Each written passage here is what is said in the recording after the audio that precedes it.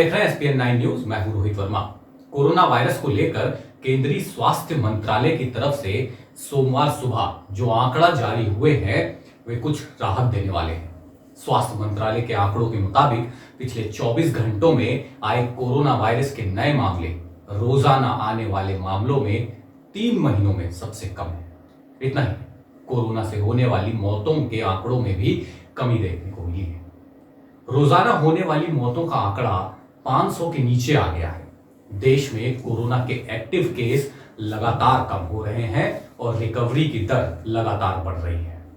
स्वास्थ्य मंत्रालय के आंकड़ों के मुताबिक पिछले 24 घंटों के दौरान देश भर में कोरोना वायरस के 45,148 नए मामले सामने आए हैं। 22 जुलाई के बाद दर्ज किए गए सबसे कम रोजाना मामलों में से एक। देश में कुल कोरोना वायरस के कुल केस बढ़कर 80,000 के लगभग पहुंच गया है। हालांकि 80 लाख के लगभग पहुंच गया है। इसमें अधिकतर संख्या ठीक हो चुके लोगों की भी है। केंद्रीय स्वास्थ्य मंत्रालय के मुताबिक सोमवार सुबह तक देश भर में कोरोना वायरस से ठीक हो चुके मामलों का कुल आंकड़ा 31,37,228 दर्ज किया गया है। स्वास्थ्य मंत्रालय के मुताबिक पिछले 24 घंटों के दौरान देश भर में कोरोना वायरस से लगभग 60,000 लोग ठीक हुए। देश में कोरोना वायरस की रिकवरी की दर भी बढ़ी है और बढ़कर 90.23% हो गई है। देश में कोरोना वायरस से लोग अब तेजी से ठीक होने लगे हैं और नए मामले कम आ रहे हैं। और यही वजह है कि देश में कोरोना वायरस के एक्टिव मामलों का ग्राफ लगातार नीचे गिर रहा है।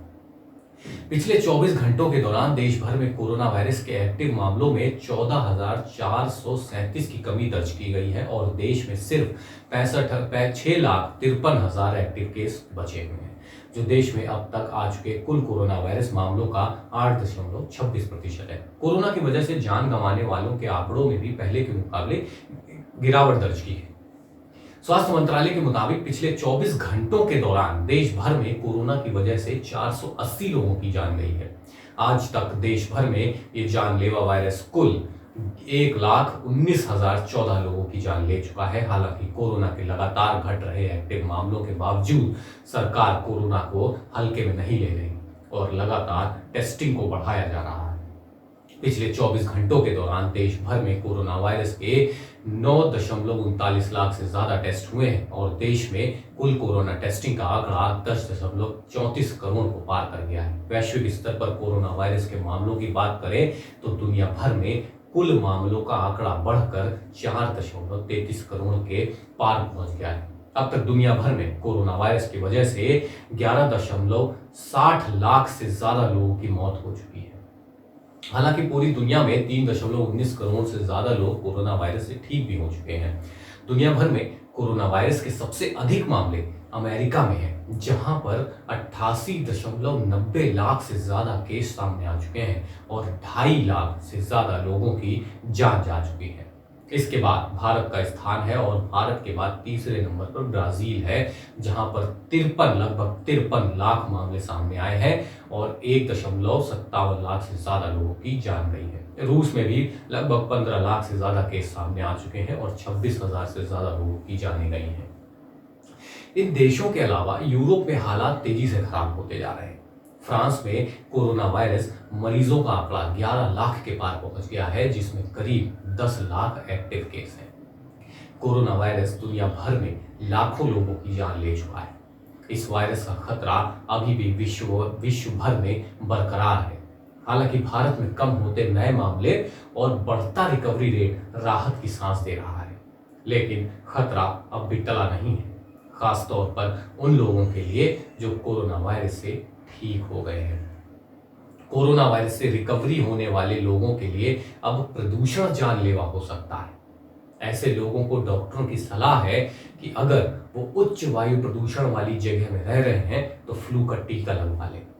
वायु प्रदूषण से कोरोना वायरस के मरीजों का अस्पताल में भर्ती होने, अधिक संवेदनशील होने और मृत्यु का जोखिम काफी बढ़ सकता है। इसके साथ ही ये लॉन्ग कोविड के खतरे को भी बढ़ा रहे हैं।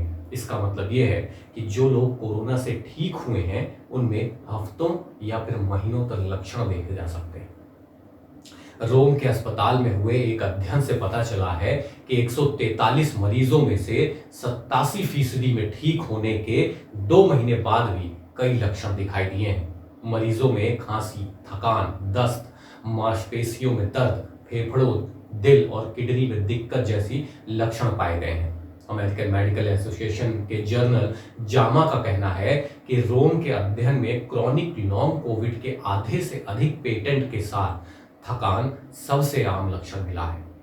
बीबीसी की एक रिपोर्ट के अनुसार बुजुर्ग लोग, महिलाएं, अधिक वजन वाले लोग, अस्थमा के मरीज और वो लोग जिनमें पहले हफ्ते में ही कोविड-19 के 5 से अधिक लक्षण रहे हैं, उन्हें लॉन्ग कोविड का सबसे ज्यादा खतरा है। रिपोर्ट में किंग्स कॉलेज लंदन के अप्रकाशित अध्ययन के हवाले से लिखा गया है कि 20 में से एक व्यक्ति 8 हफ्ते तक बीमार रहा है।